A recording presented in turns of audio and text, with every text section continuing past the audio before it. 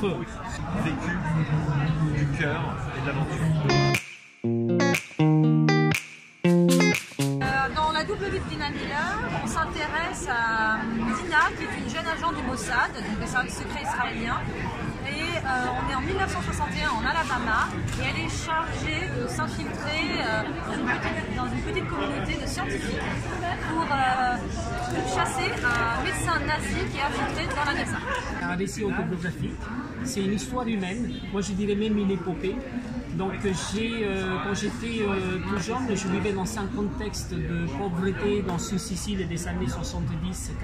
On était une famille nombreuse, on avait une maman malade, on était 5 garçons. Et on était tous espacés de très peu au niveau de l'âge, et donc tout était compétition avec les autres gamins.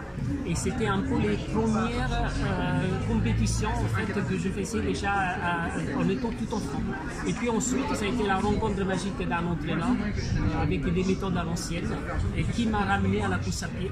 Et donc je suis devenu donc, à l'époque champion d'Italie. Mon histoire en fait, c'est un peu autobiographique sur ce qui s'est passé en Guyane française. Je suis resté 3 ans en Guyane française après mon école de journalisme. J'ai fait une école de journalisme à Paris et à l'époque, je pouvais faire l'armée en tant que volontaire civil à l'époque dans les dom-toms.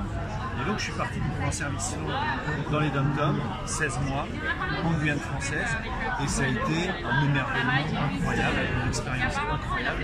J'ai tellement aimé que j'ai re-signé une année, et après je suis resté du coup en Amérique du Sud pendant 3-4 ans.